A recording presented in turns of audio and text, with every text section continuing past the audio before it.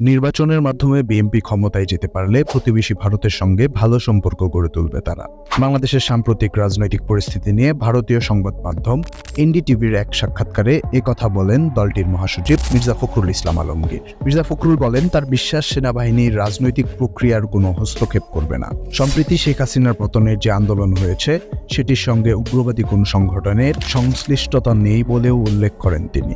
এনডিটিভির 13 মিনিটের সাক্ষাৎকারে খালেদা জিয়ার নির্বাচনে অংশ নেওয়ার ব্যাপারে প্রশ্ন করা হলে বিএনপির মহাসচিব বলেন, তিনি খুবই অসুস্থ, হাসপাতালে আছেন। তিনি মাল্টিডিসিপ্লিনারি রোগে ভুগছেন। দেশে তার ভালো চিকিৎসা হচ্ছিল না। আমরা আদালত এবং সরকারকে বারবার অনুরোধ করেছিলাম উন্নত চিকিৎসার জন্য তাকে যেন বিদেশে পাঠানো হয়, কিন্তু সেটি হয়নি। তবে খালেদা জিয়া শারীরিকভাবে সুস্থ থাকলে আগামী জাতীয় নির্বাচনে তিনি অংশ নেবেন। এ সময় হাসিনা পুত্র সজীব ওয়াজেদ জয়ের গতদিনের বক্তব্য উল্লেখ করে এনডিটিভি জানতে চায় শেখ হাসিনার পদত্যাগ না করার বিষয়টি সত্যতা সম্পর্কে। এ বিষয়ে ফখরুল বলেন, রাষ্ট্রপতি নিজে বলেছেন তিনি শেখ হাসিনা পদত্যাগ করেছেন। এটি কোনো জবরদস্তি ছিল না, বিপ্লব ছিল। যখন লাখ লাখ মানুষ শেখ হাসিনার বাড়ির দিকে আসছিল, তার নিরাপত্তা বাহিনী ও সশস্ত্র বাহিনী বলেছিল তার সামনে দুটি রাস্তা খোলা ছিল। এরপর তিনি পদত্যাগ করে দেশ ছাড়ার সিদ্ধান্ত নেন এবং ভারতে আসেন।